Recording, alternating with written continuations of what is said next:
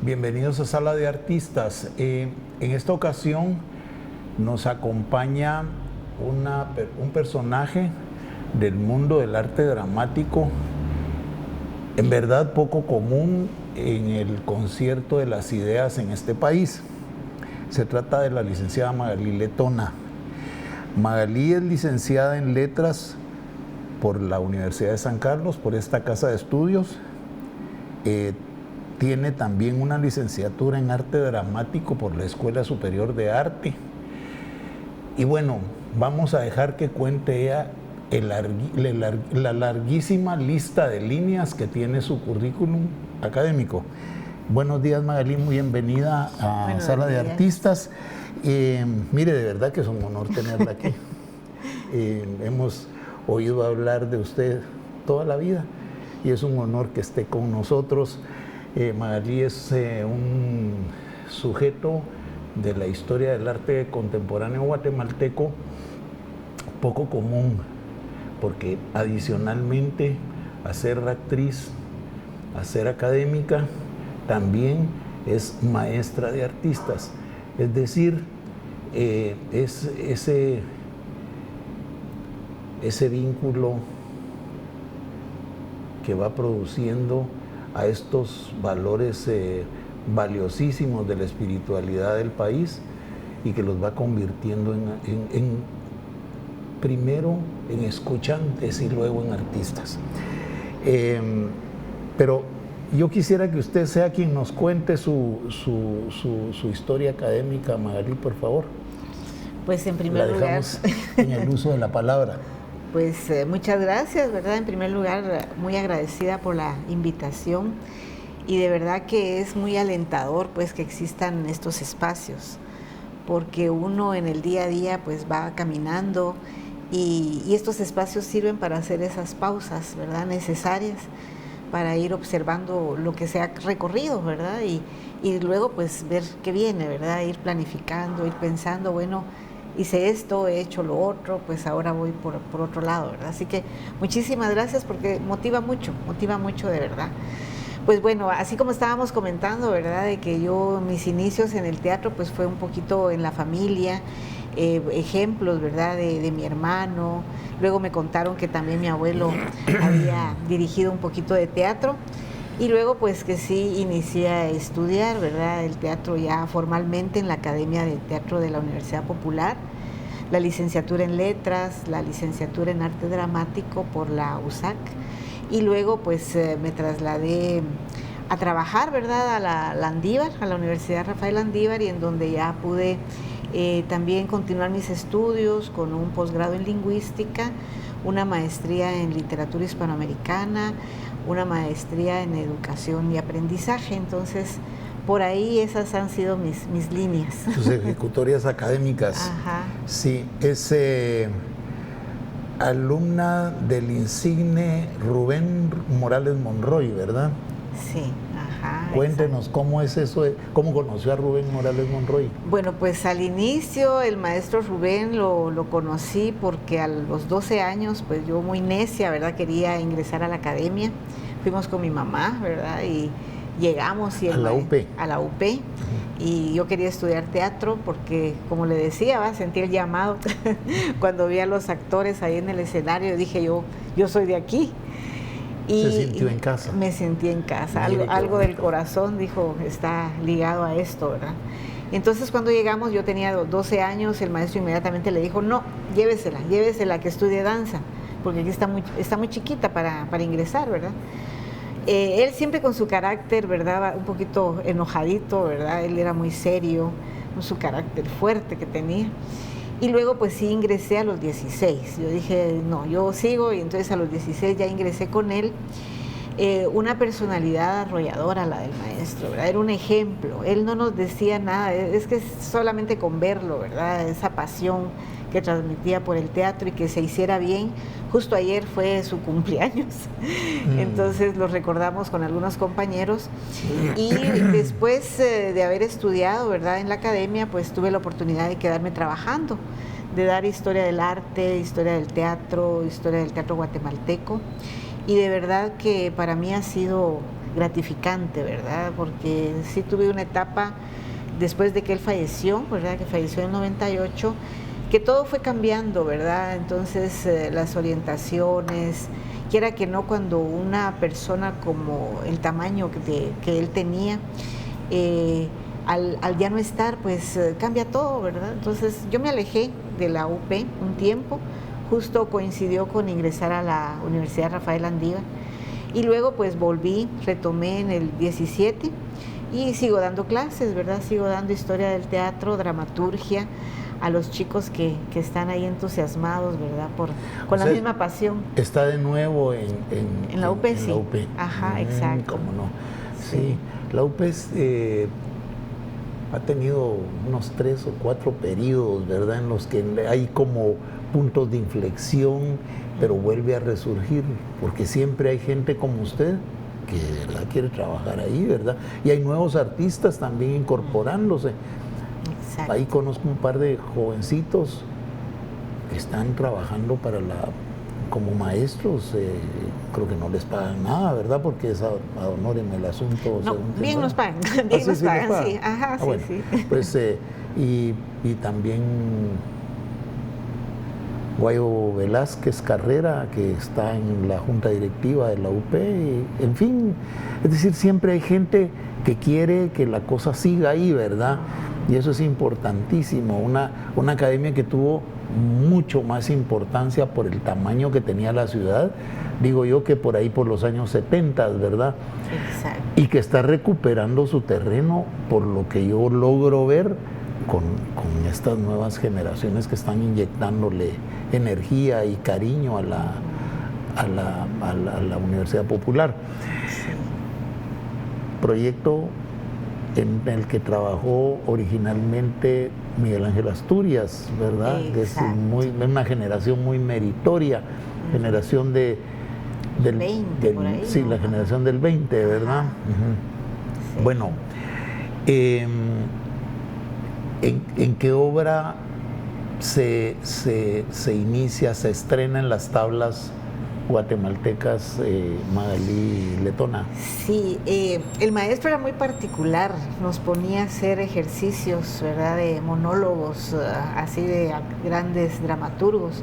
Y recuerdo que nos puso uno de Lope de Vega, de una obra de Fuente Ovejuna, donde sale la Laurencia, ¿verdad?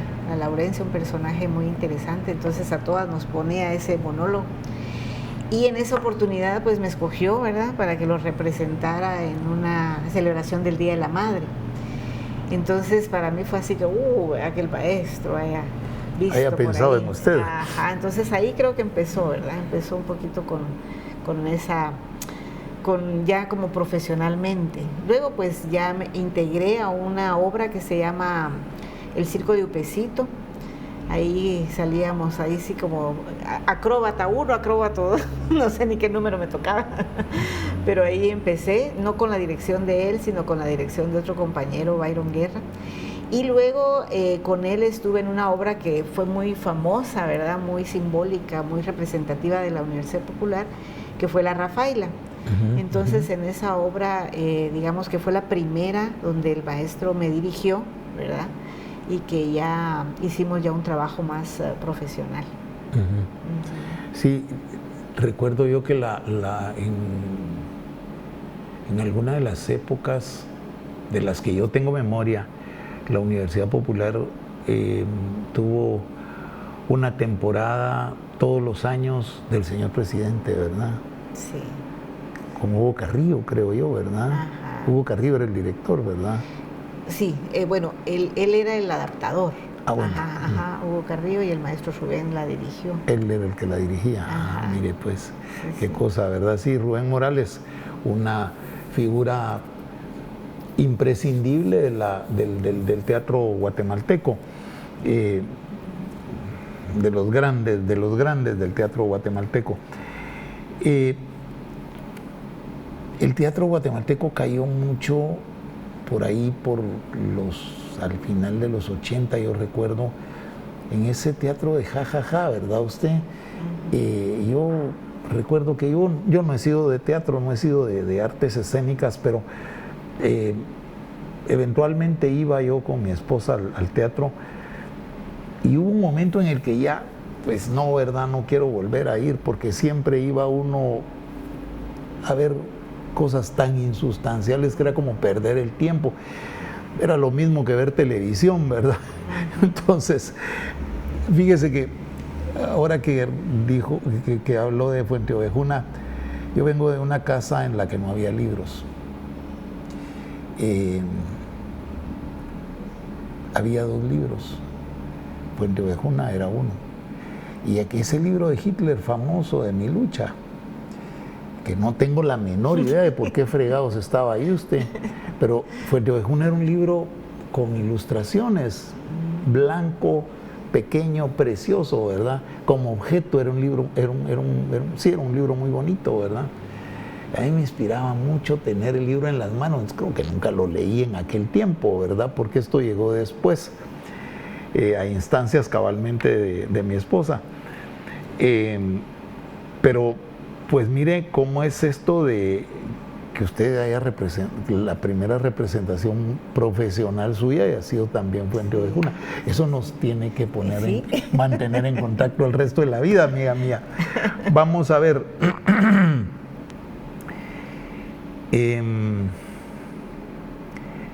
Es de una de las primeras generaciones de la Escuela Superior de Arte también, ¿verdad? Sí, la primera generación. De la primera generación. Exacto. Cuéntenos esa experiencia, cómo es que llega ahí y cómo es que, de dónde surgió la idea.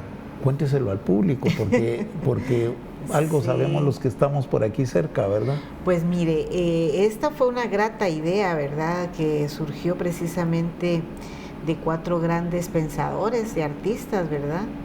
El maestro Sarmientos, el maestro Víctor Hugo Cruz, el maestro... Quiroa. ¿Cómo? Quiroa. Y el maestro Crespo, si no estoy mal, Sí. ¿verdad? Entonces Joaquín. ellos pues fueron creando, ¿verdad? La idea de una escuela superior universitaria de arte.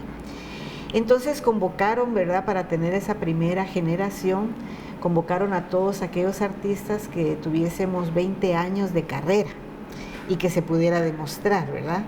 Y teníamos que pasar un año, si no estoy mal, un año en clases, ¿verdad? En clases como un poquito, como módulos, como realidad nacional, como una apuesta, estos cursos que se dan al inicio,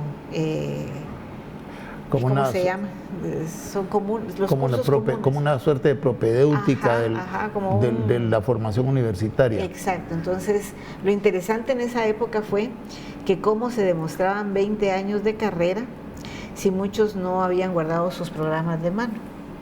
Y muchos programas de mano no tenían ni siquiera el año, ni cuántas funciones se habían hecho, porque nos pedían 20 años, ¿verdad? Poder hacer ese recuento. Eso sí nos puso, creo yo, como que a pensar también a todos los artistas, en este caso actores, que hay que tener un portafolio, ¿verdad? Las generaciones de ahora ya lo saben, pero en aquella época ya se podrá imaginar, ¿verdad? Ir a buscar quiénes, habían actores que sus directores ya habían fallecido, que no habían registros, ¿verdad?, de lo que habían hecho. Entonces fue muy interesante ver cómo todo el mundo empezó ahí a ver cómo lograba recuperar todo ese expediente. Y fue una primera graduación, me recuerdo yo, muchísimos, nos graduamos bastantes. Fue en el Teatro Nacional, si no estoy mal, ¿verdad? Fue una cosa linda poder sacar a los primeros egresados de la escuela superior, ¿verdad? Y igual pasó en música, igual en pintura, ¿verdad? Y en danza. Entonces creo que ese fue como que ahí sí que darle un jeringazo de gasolina a todo el movimiento artístico guatemalteco, ¿verdad? Entonces esa experiencia fue muy buena y eso pues más adelante fue abriendo puertas en lo académico, en lo laboral, ¿verdad? Para que ya se tuvieran mejores condiciones. Sí, y para que muchos de nuestros artistas, que en realidad también son intelectuales de gran valía, ¿verdad?, tuvieran las condiciones académicas, cabalmente usted lo acaba de decir, para participar activamente de la vida académica, ¿verdad? Mire, qué cosa más interesante, más...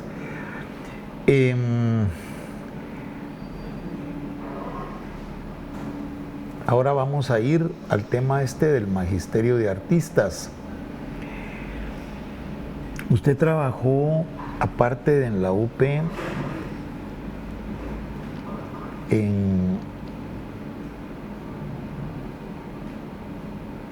aparte de la UP, en la que imparte historia del arte, dramaturgia y también historia del teatro, en la extinta, para vergüenza del gobierno de Guatemala, por cierto, Dirección de Educación Estética. Cuéntenos esa experiencia. Sí, la Dirección de Educación Estética era una maravilla. En aquella época estaba, digamos, bajo la tutela del Ministerio de Educación, ¿verdad? Era una dirección que albergaba a las 4 áreas, ¿verdad? Pintura, las artes plásticas, danza, música, teatro. Y en esa dirección existían 4 supervisores. Cada supervisor tenía a su cargo un grupo de maestros de estas especialidades. Y los maestros asistían un día a la semana a las escuelas públicas a dar periodos, como se da educación física, periodos de arte, según su especialidad. Habían escuelas que tenían a los 4 maestros, imagínense qué lujo, ¿verdad? Entonces, esta dirección pues daba ese servicio, ¿verdad? Esa oportunidad a los estudiantes para que pudieran lograr acercarse a las áreas artísticas en esa oportunidad. Muy bien. La vamos a dejar aquí porque como se recuerda que le conté que aquí pasa volandito el tiempo, ¿verdad? Volvemos con Magalí Letona en su sala de artistas al segundo segmento. Gracias por la audiencia.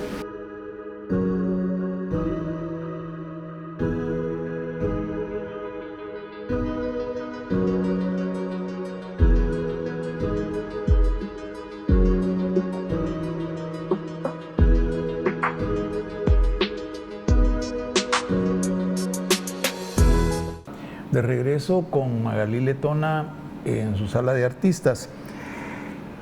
Vamos a ver, estábamos en la Dirección de Educación Estética. Sigamos profundizando en ese tema. Sí, pues como le decía, éramos un grupo, ¿verdad? En este caso de actores, actrices, directores de teatro que estábamos bajo la tutela de uno de los grandes maestros también que hemos tenido dentro del teatro, que es el maestro Mejía Morales, ¿verdad? Rodolfo Mejía Morales, un gran educador, ¿verdad? Pedagogo.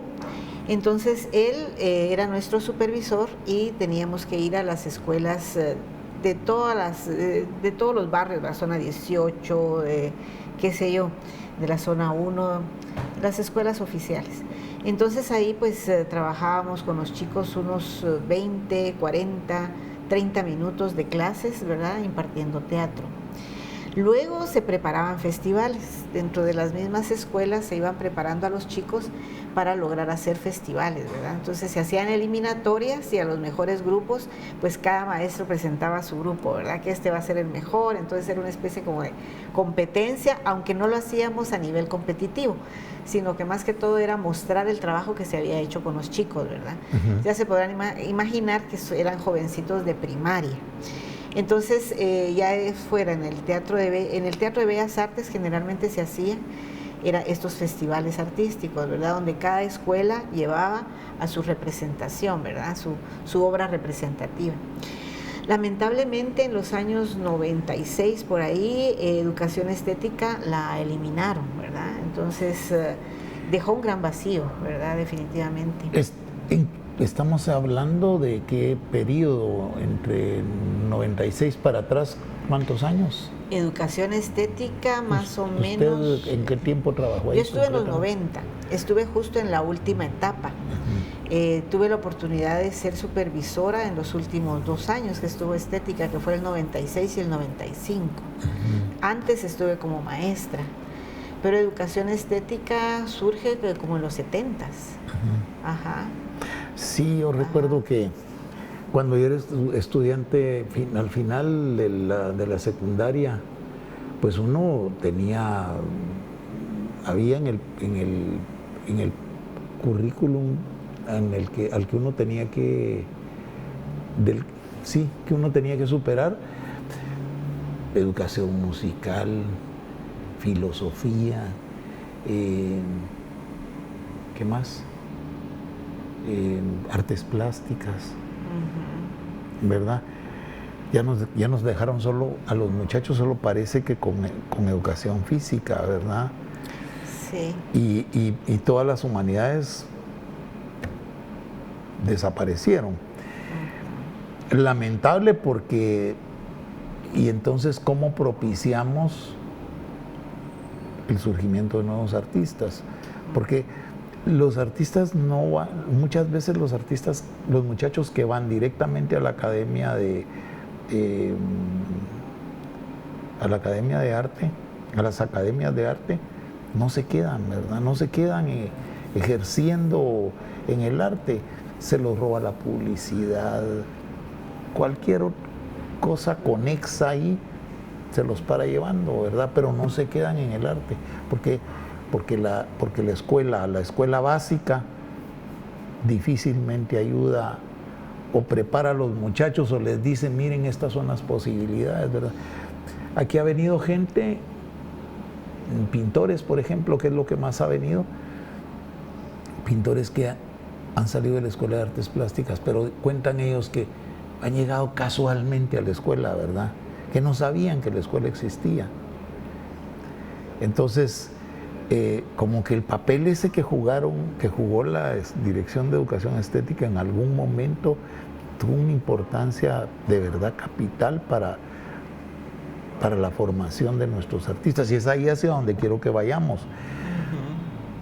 Magalí Letón ha sido maestra de artistas. Resulta que los artistas no son algo que surge por generación espontánea, no surgen espontáneamente, no aparecen un día. No es que la gente diga: yo voy a ser artista y mañana ya lo soy. No, pasan larguísimos y agotadores periodos de formación, porque aquí no es cierto que los artistas sean una punta de vagos, ¿verdad? No es cierto.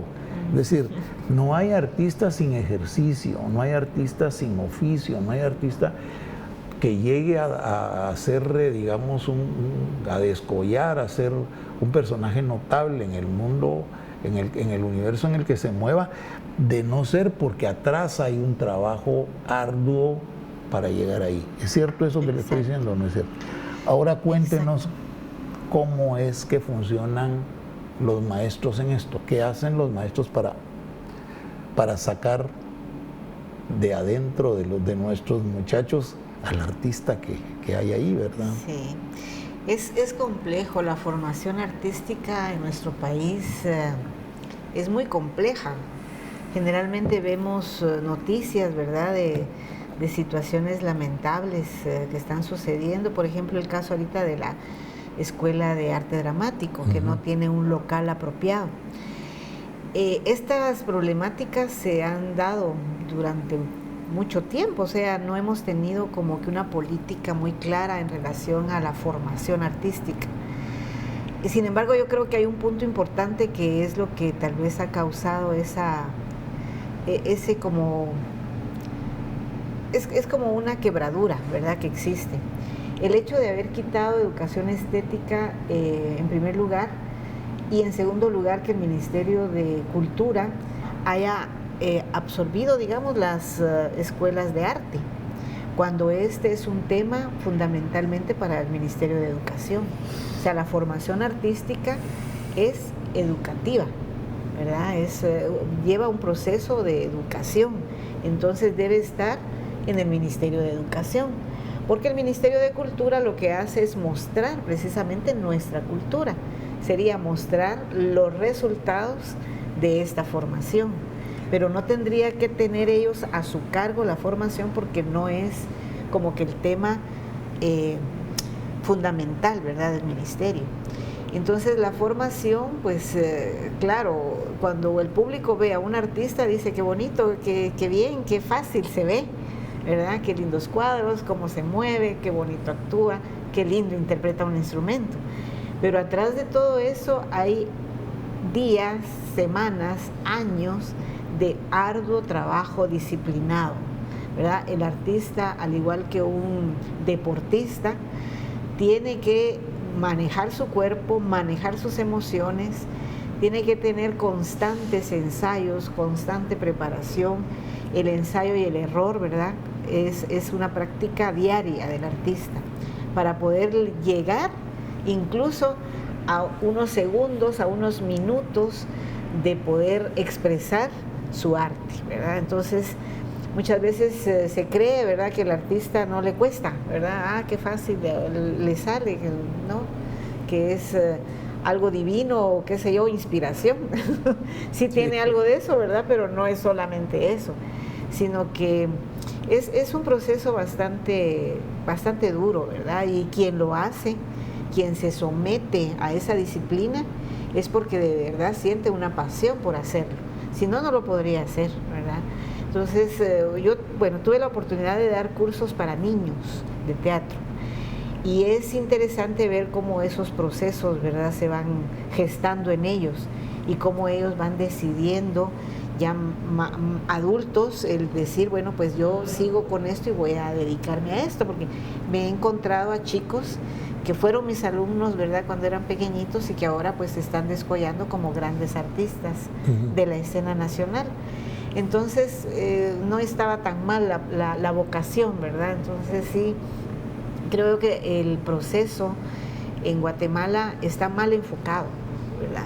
Está mal estructurado y por eso es que tenemos esas deudas y esos vacíos y esos baches, ¿verdad? Es decir, es todo, son muchas integralidades las que componen el fenómeno, indudablemente. Exacto. Sí, no hay esas genialidades espontáneas como Mozart, a usted, de 8 años tocando en las cortes europeas, pues seguramente Mozart vio a su papá también toda la vida y lo tuvo sentado al pobre muchachito ahí tocando.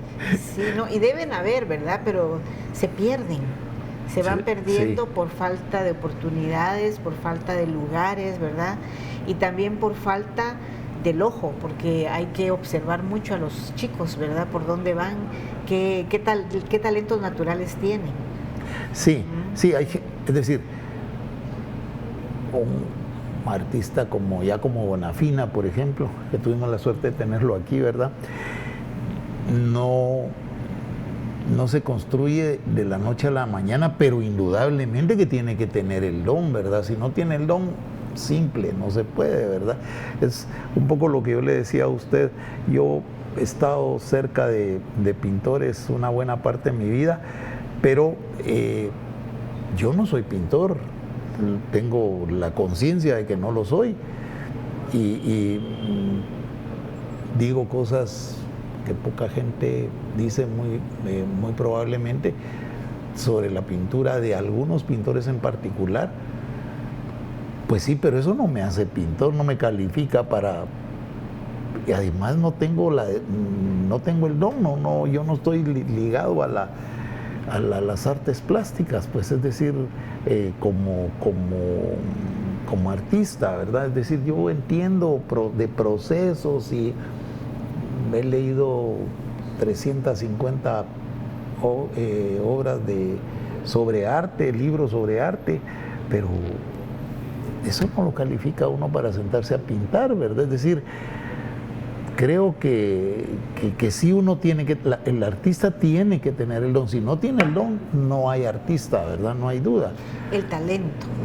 Si usted no tiene el don, no tiene el talento para desarrollarse, como usted me contaba, usted vio a la gente subir en las tablas y ya estaba ahí, ¿verdad? Sí. Pues sí, es decir, se encontró en casa, ¿verdad? Yo me encuentro en casa entre los escritores, es otro universo en el que he pasado dedicado la vida, porque es lo mismo, no hay intelectuales, no hay escritores, si no hay una potente formación atrás, si no está usted toda la vida metida en el asunto, ¿verdad? Toda la vida empujando sus cosas. Ahora, ¿verdad? El asunto también está en cómo yo me doy cuenta hacia dónde tengo que ir, o sea, cómo me doy cuenta de ese talento.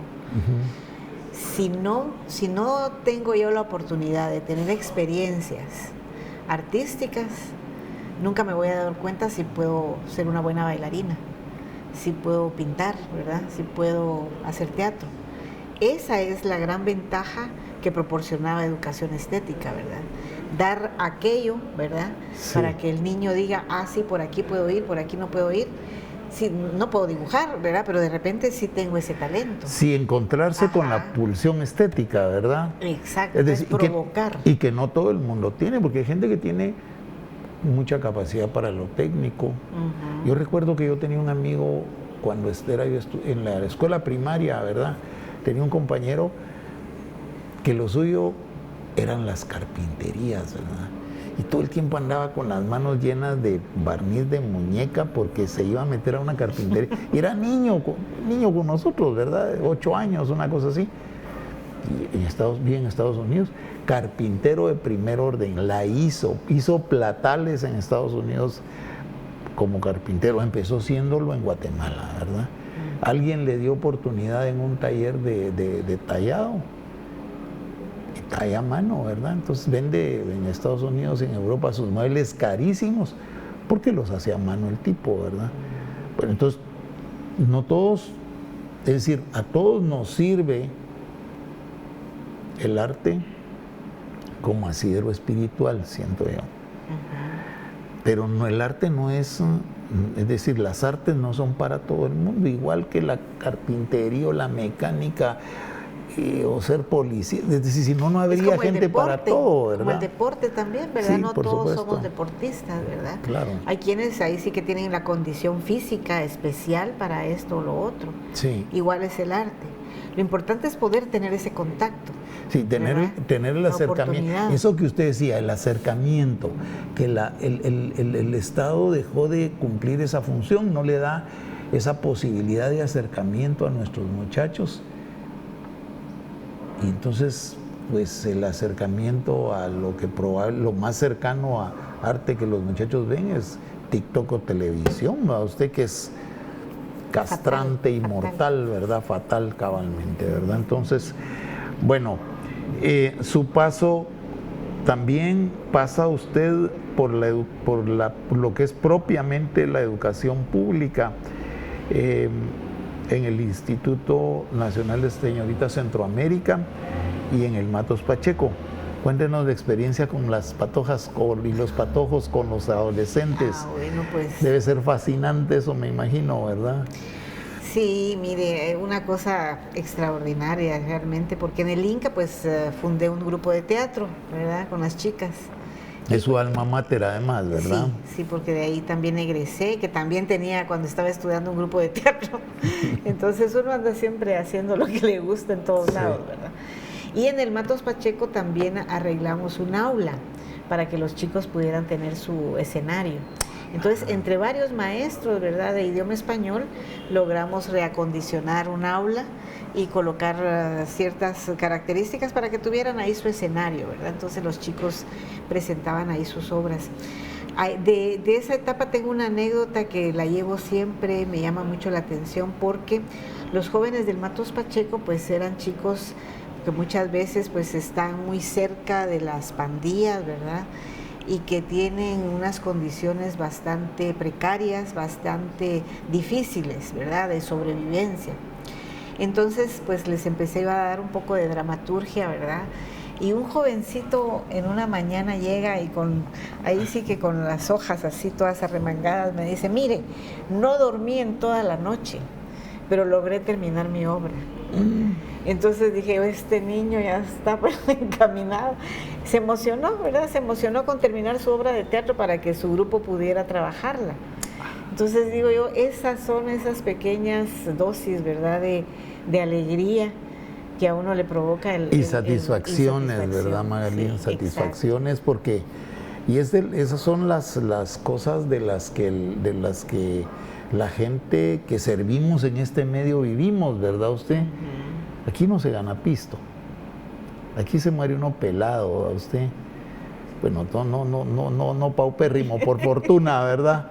Pero aquí no se gana plata, aquí lo que se gana es la satisfacción de ver que lo que usted está haciendo tiene resultados, pues, ¿verdad? Exacto. Bueno, volvemos en el tercer segmento de su sala de artistas con la licenciada Magalí Letona. Les rogamos por favor su audiencia que sigan con nosotros. Viene la parte más bonita del programa. Muchas gracias.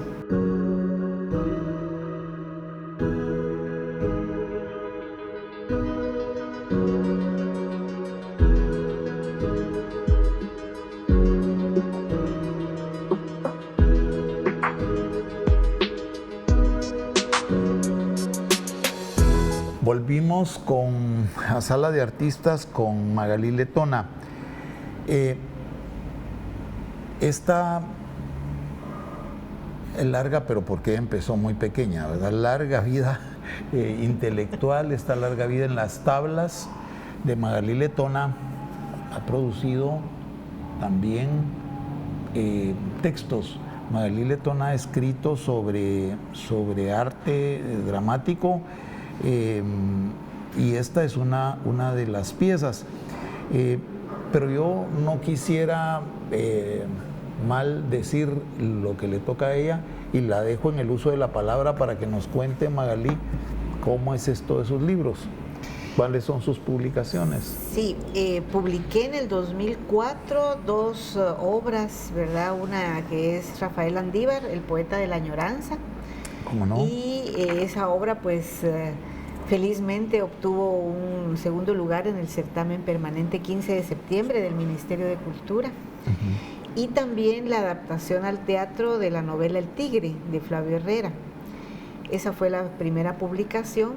Y luego la segunda fue un acercamiento al análisis teatral, en donde analizo una obra de Carlos Solórzano, El Zapato, desde varios puntos de vista de crítica literaria, ¿verdad? Porque creo que ese es un poquito un vacío que existe con los estudiantes de letras o de teatro, en donde el análisis teatral a la hora de interpretar una obra, a la hora de dirigir una obra, es necesario realizarla.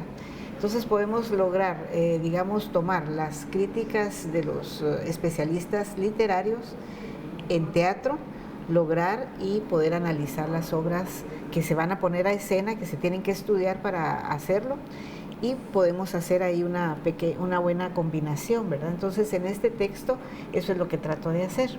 ¿Cómo no? Y luego pues en esta antología teatral 1, ¿verdad?, que tenemos acá, tengo 10 obras, ¿verdad? Aquí están 10 obras que son las más recientes y la última es precisamente del 2013.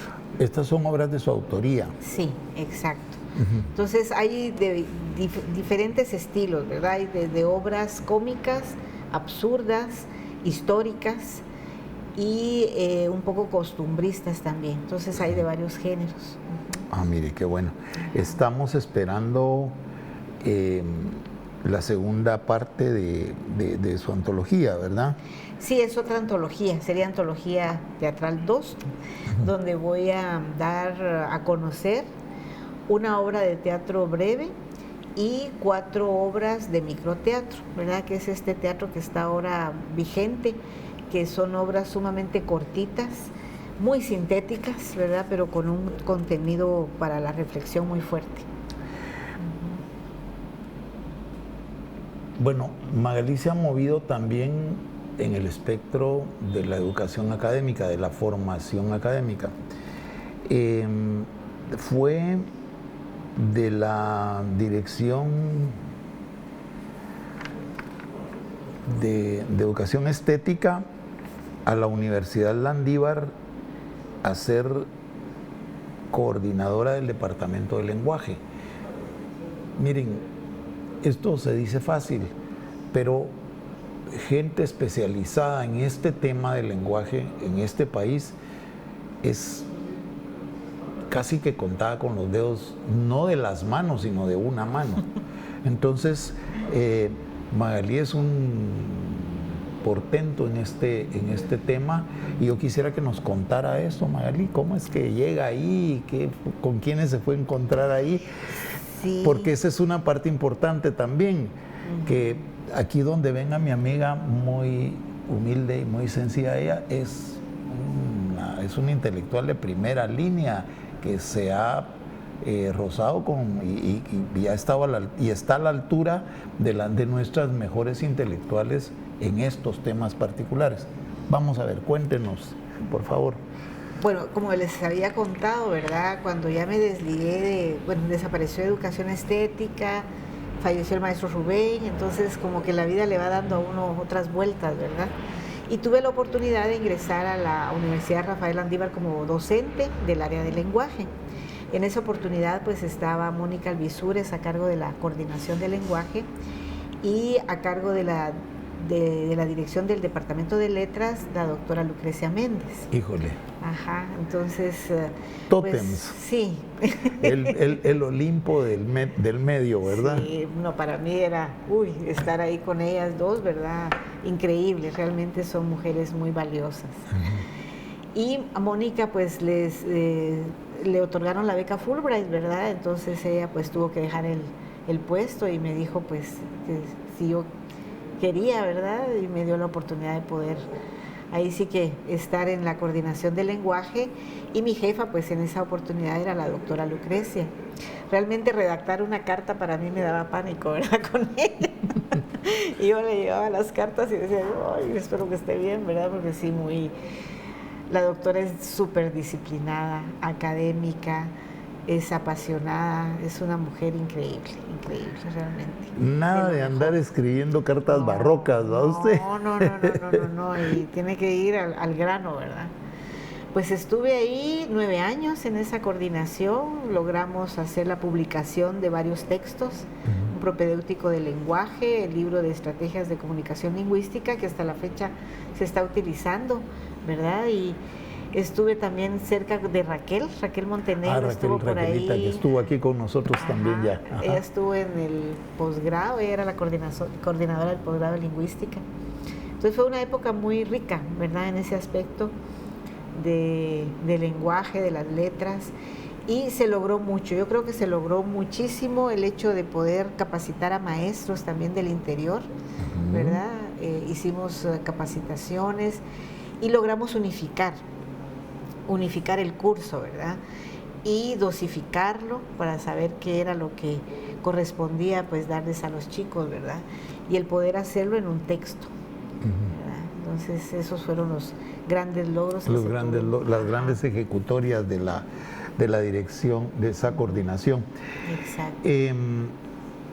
Por aquí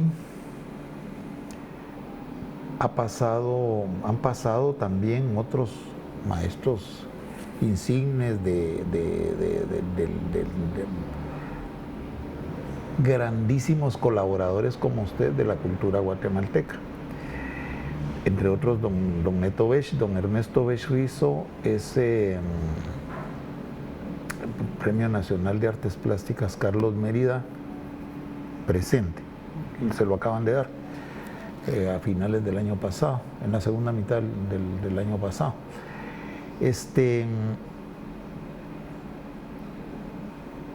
Una de las facetas que a mí me interesaba mucho resaltar de usted cabalmente es ese enorme magisterio de su vida entre artistas y entre académicos. Es decir, eso es importantísimo, porque ya lo decíamos en un momento, no hay artistas sin maestros, ¿verdad? Es decir, artistas espontáneos, pues, ¿verdad? Es decir, siempre gente como usted ha sido verdaderamente importante para el surgimiento y para mantener ese hilo conductor de las artes vivo. Es decir, se quebraría si no hubieran maestros. Así que aquí les reconocemos eso, y amiga querida, la felicitamos por tantos años de servicio al servicio, valga la redundancia, de nuestra gente. Ahora, esta última ejecutoria que dura 13 años en Landívar, Crearte, cuéntenos de Crearte, cómo es que surge Crearte y cómo es que usted está llevando el arte a los jóvenes universitarios de Landívar, por favor. Bueno, sí, Crearte nace en el 2011, ¿verdad? Que en esa época pues estaba a cargo de la Vicerrectoría de Integración el padre Eduardo Valdés. Y él pues me cita, yo estaba como coordinadora de lenguaje, él me cita pues a su despacho y me cuenta, ¿verdad? Que tienen la iniciativa de un espacio para chicos que tenga que estar vinculado con el arte. Y me pregunta pues si quiero yo meterme a ese proyecto, ¿verdad? Entonces yo inmediatamente le digo que sí. Y los padres que siempre son tan reflexivos, ¿verdad? Y jesuitas, no lo vas a pensar, me dice, ¿verdad? Y le digo, no tengo nada que pensar, yo ya creo que tenía Crearte aquí en la cabeza. Y empezó pues Crearte, empezamos con 4 maestros de las áreas, ¿verdad? Música, 2 maestros de música, un maestro de pintura, el maestro Rubín, una maestra de danza, un maestro de coro y un maestro de una estudiantina.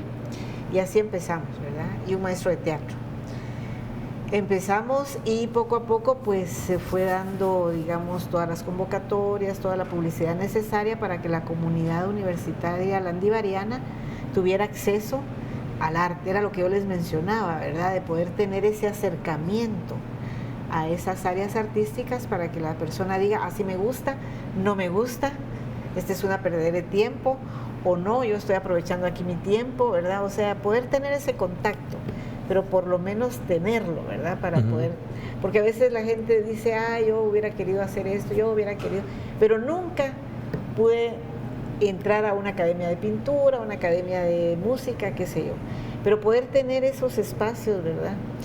Entonces se logró que en ciertos periodos de los horarios de los chicos, que donde ellos pudieran llegar, y fue creciendo, ¿verdad? Crearte fue creciendo y se lograron, bueno, estuve 14 años, ¿verdad? Con esa dirección. 14 años donde empezamos con 20 estudiantes y el año pasado, que fue cuando yo me retiré de ahí, nos quedamos creo que con 400 por ahí, más o menos. Entonces fue creciendo también las disciplinas, fueron creciendo en este caso los maestros, ¿verdad? Y habíamos empezado casi que con 4 o 5 y luego pues ya teníamos casi que 12 maestros, ¿verdad? Y la universidad le dio el presupuesto también, que esa es otra cosa importante, sí. ¿verdad? Fue muy interesante porque el padre Valdés en los primeros años, ¿verdad? Cuando él estuvo, nos fue acompañando y algo muy interesante que me dijo es, no podés construir una casa si no empezás primero por una pared. Entonces, hacer tu pared muy bonita, con buenos cimientos. Luego seguís con otra pared, ¿verdad? Y poco a poco vas a ver cómo vas a ir construyendo tu casa. Y así fue, ¿verdad? Con las directrices de él logramos que fuera creciendo el proyecto y fueron dando el presupuesto según cómo iba saliendo todo, iba marchando bien, pues fueron apoyando cada vez más. Siga. Sí. Y ahí me encontré con grandes personalidades, grandes maestros, ¿verdad? En el caso de Rubín Solórzano en la plástica, Betsabe Santos, que está en el Ballet Moderno y Folclórico, ¿verdad? El maestro Félix Azurdia como director de coro, que es también integrante del Coro Nacional. Entonces fuimos encontrando, ¿verdad? Esas poco figuras. A poco. Mirna, que está ahora como especialista de lectura, ¿verdad? Lectores anónimos. Sí. Entonces, cada quien desde su punto de vista, Luis Alfredo Aguilar también, que también es un excelente poeta, el maestro Macela de teatro. Creo que cada uno, ¿verdad?, va impulsando, van dando esa pasión para contagiarle a los chicos. Sin embargo, creo yo que ellos son maestros de corazón, ¿verdad? Son de profesión, pero más que todo son maestros de corazón, porque el maestro de arte tiene que tener eso especial. No puede estar dando clases de algo de lo que él no esté enamorado, ¿verdad? Y el maestro tiene que ser así. Fíjese que aquí tuvimos ya son varios los artistas que han venido a compartir con nosotros, pero recuerdo, por ejemplo, el caso de el maestro quesalteco Carlos Marco Castillo, el pintor más grande de Xela, porque mide 2 metros usted. Bueno, no, pero es muy bueno también mi amigo, mi hermano. Un saludo a Carlos Marco. Pues él contaba que él era hijo de papi, ¿verdad? Su papá tenía una imprenta, tenía acceso a los mejores papeles y a los colores de la imprenta, y también plata para comprar las mejores acuarelas que llegaban a Quetzaltenango. Entonces se inscribió en la Escuela Municipal de Arte, donde el director era, o el maestro con quien le tocó, era el maestro Rafael Mora, insigne en Quetzaltenango, él, maestro de esta última generación, de las últimas generaciones de artistas quetzaltecos. Y entonces, artistas plásticos. Este niño bien llegaba a fregar, ¿va usted? Y llegaba una vez a la semana, a veces 2 veces al mes, errático. Y estaba dando guerra un día en una clase, y el maestro se acercó a él y le dijo: yo voy a sacar el artista que hay en usted, Carlos Marco. Y pues finalmente fue cierto, ¿verdad? Y Carlos Marco pues ahora es un artista, bueno, no ahora, sino que luego fue un artista disciplinado y lo sigue siendo, ¿verdad? Un artista que está permanentemente en ejercicio, ya es un artista mayor, setentero, ¿verdad? Y entonces, eso que usted acaba de decir es cierto. Los maestros de arte nos ayudan a sacar de adentro del artista al artista que hay en ellos, ¿verdad? Sí, por eso le decía hace un momento que sin maestros no tendríamos artistas. Y los maestros de arte tampoco reconocidos, ¿verdad usted? Tampoco reconocidos. Por eso nos dio tanta alegría que a un Neto Bech le dieran, puede ser realmente el objeto de traer a un Neto a la cuenta, le dieran el Premio Nacional, porque es un reconocimiento a nuestros profesores de arte, de todas las áreas, porque si a los artistas grandes no se les reconoce, ¿cómo vamos a reconocer también a nuestros maestros que están un poquito atrás, ¿verdad? Exacto. Así que le reconocemos y le agradecemos esto, Magalí. Magalí tiene varios posgrados luego en Landívar, pues porque trabajaba también ahí, ¿verdad? No es porque se ha pasado a la competencia nada más. Cuéntenos de lo que ha hecho luego de sus 2 licenciaturas. Sí, bueno, al estar precisamente en Landívar, ¿verdad? Tuve la oportunidad de poder cursar una maestría en literatura hispanoamericana. En esta maestría tuve el gran gusto que el maestro Francisco Alvisures pues me diera clases, ¿verdad? Y él me dio una clase precisamente de Rafael Landívar, ¿verdad? Como poeta, entonces ya se podrán imaginar a qué lujo, ¿verdad? Y luego pues me fue surgiendo a mí la idea de escribir una obra de la vida de Landívar, porque también es una vida muy dramática y muy interesante, un poeta que muere en el destierro como muchos, ¿verdad?, de nuestros grandes literatos, y con un amor profundo hacia Guatemala. Luego pues la maestría en educación y aprendizaje también, que estuve pasando por ahí, y un diplomado en psicopedagogía, siempre que a uno le interesa la educación, ¿verdad? Maestra de corazón. Ajá, exacto. Bueno, pues